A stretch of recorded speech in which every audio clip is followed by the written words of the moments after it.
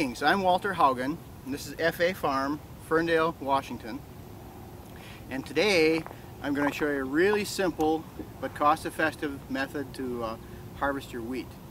Now, if you want to grow your own food or do subsistence farming, sooner or later you're going to have to grow grain. You can't get by on fruits or vegetables, even if you do eat a lot of potatoes. So you're going to have to grow some grain. And around here, that means wheat. That's the main grain for this latitude and climate, etc. So the actual growing of the wheat is relatively easy, but harvesting it is a problem, especially if you don't want to spend tens of thousands of dollars on a combine and tractors, and you're trying to do things on a human scale rather than a tractor scale. So this right here is spelt, and let's walk over to the winter wheat.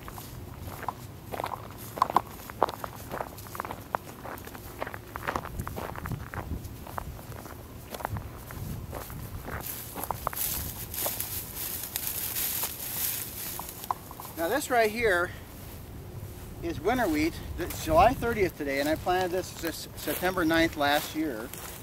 And it comes up in the fall, dies back in the winter, and starts growing again in the spring. Now here it's kind of spotty because of there's lots of water. It's a real low spot. There's a lot of water here in the spring, but there's still plenty of wheat for us to eat. And so now, or I should say, when I grew it, what I did was I prepared a seed bed as well as I could, sowed it by hand. It's not too hard, difficult to get the proper arc sowing it. You sow it by hand, and then I put my tiller on the shallowest setting I could and ran over it in second gear one time. What that does, it puts it a couple inches under the soil. And then you put a little fertilizer on top, you let it go, and I haven't touched it since last September. So now I'm going to harvest it. I'm going to cut it, thrash it, and winnow it out. So another cost-saving measure is I'm going to use a sickle instead of a scythe. Scythes are expensive. This sickle I got for a couple dollars at a thrift store. The main thing is to keep it sharp, just like all your tools, and I have a little carborundum here. Again, it costs $1 or $2. And you just, every once in a while, you stop and just put a little touch on your edge. And then just one on the back side. Okay, now it's sharp.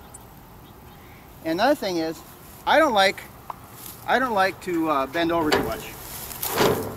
So what I'm going to do is I'm going to grab the wheat like this, cut it like that, and put it in the wheelbarrow. It's all facing the same direction, which would be important once I do the shocks. So we'll start over here. Real simple.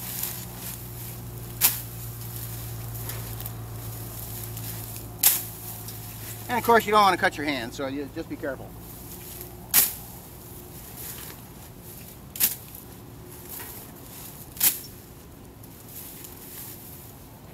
We'll stop to pull the occasional weed.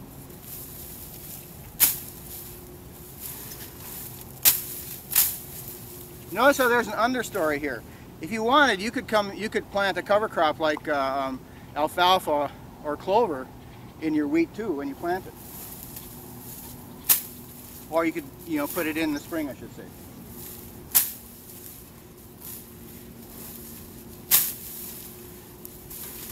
And we'll move the wheelbarrow a little closer.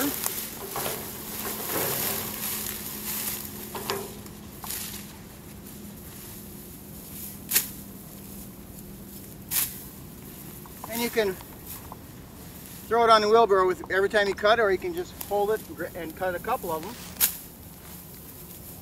And wait till you get a big bundle. See? But remember, they're all facing the same direction. And I like to keep the stems as long as possible. But as you'll see, you don't have to have real long stems.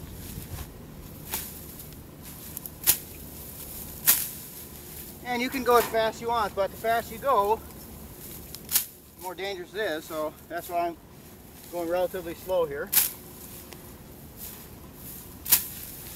And after a while, you just get into a rhythm. No problem.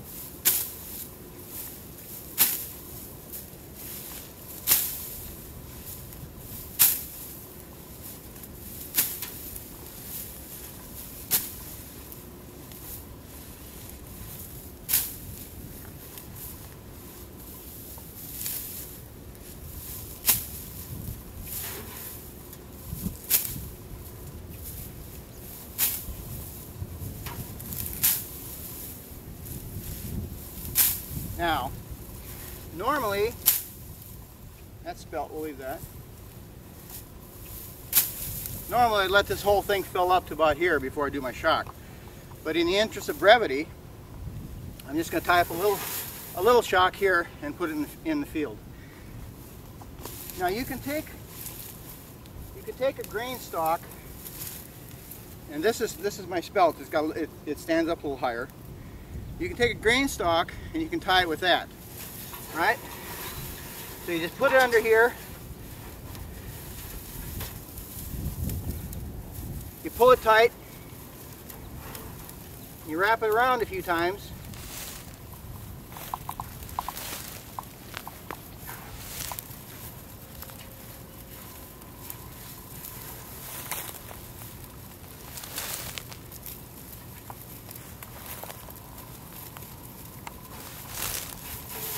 And there's your shock, see? Or, if you're not really comfortable with your tying ability, where's my, I had some, here they are. I cut a few pieces of twine. So the twine will work good too. So we put it underneath there.